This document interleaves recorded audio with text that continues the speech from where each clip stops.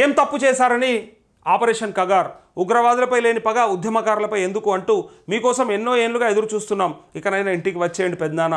Maoist అగ్రనేత దేవ్జీకి తమ్ముడి కూతురు లేక సోషల్ మీడియాలో వైరల్ అంటూ రాజులు రాజకీయాల కారణంగానే ఉద్యమాన్ని ఎంచుకున్న మీరు ఏం తప్పు చేశారని ఆపరేషన్ కగార్, దౌర్జన్యం చేసే దొరలను గాడిలో పెట్టినందుక లేక సంతోషాలు వదిలి ఏదో సాధిస్తామని వెళ్ళినందుక?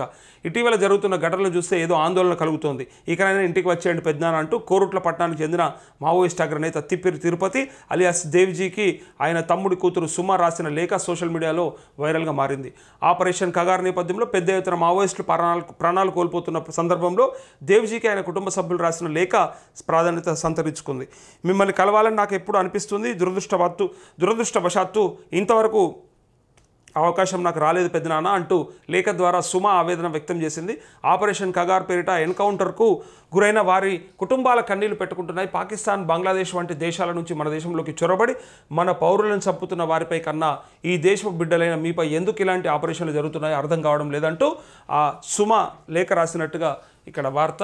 తను ఏమంటుందంటే, అసలు ఈ దేశం పౌరులే మీరు, ఇక్కడి రాజులు ఈ రాజకీయాలపైన అంటే అది ఈ ప్రజలపైన ఒత్తిడి, ఈ ప్రజలని వంచిస్తున్నటువంటి నియంతృత్వ పోకడల మీద మీరు ఉద్యమం చేయడానికి వెళ్ళి సంతోషాలన్నింటిని కూడా వదిలేసి కుటుంబాలని కూడా దూరం చేసుకొని చేస్తున్న ఉద్యమానికి ఇలాంటి గతి పట్టింది. పైగా మరి ఉగ్రవాదులకు లేని శిక్ష మీకెందుకు ఇంతగానము?